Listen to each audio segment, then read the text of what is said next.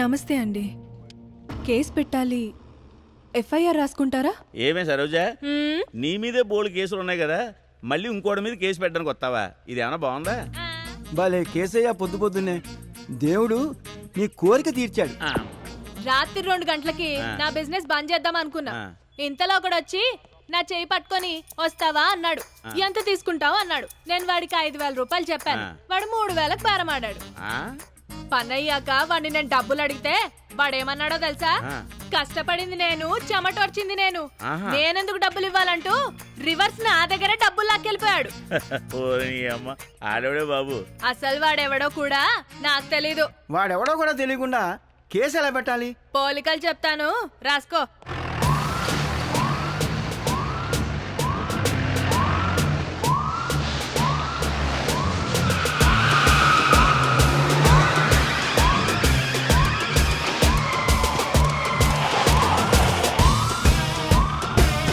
చూడ్డానికి తేడాగా కనిపిస్తాడు. గాలోడ్లాగా గడ్డం కూడా పెంచాడు. వాడి చూపే వంకరగా ఉంటుంది. మాటలు తేడాగా ఉంటాయి. ఒక్క మాటలో చెప్పాలంటే బేవర్స్ అనే పదానికి బ్రాండ్ అంబాసిడర్ లా ఉంటాడు. Good morning sir. రాయడం పూర్తయిందా? Good morning sir. సార్, వీడే సార్ వాడు. అరవ మాకే, నీకు దండం పెడతా. ఆయన మా ఎస్ఐ. హే సరోజా, వచ్చేసావా? వీడు పోలీసా? రాత్రే కదా వచ్చాను, చీకటి పడేదాకా ఆగలేకపోయావా? సార్, మీ మీదే కేసు పెట్టింది చూసుకోండి. నా మీద కేసా? రామస్వామి గారు, నేనేం తప్పు చేశాను? రాత్రి మీరు 3,000 5,000 ఏదో అంటుంది. రామస్వామి గారు, మీరు కూడానా? ఆ గుడ్ల గుబ చూపండిరా. రామస్వామి గారు, అది ఒకసారి చదవండి. కృషితో నాస్తి దుర్భిక్షం.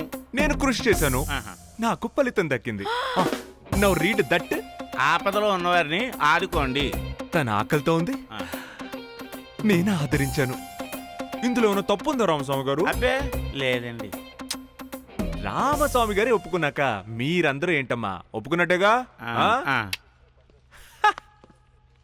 ఎవడు సార్ వీడు?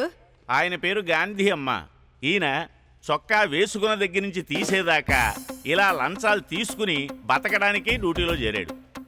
ఆయన సంగతి నీకెందుకులే గాని అమ్మా, నీ పని ఎలాగ అవ్వదులే గాని వెళ్ళిపో.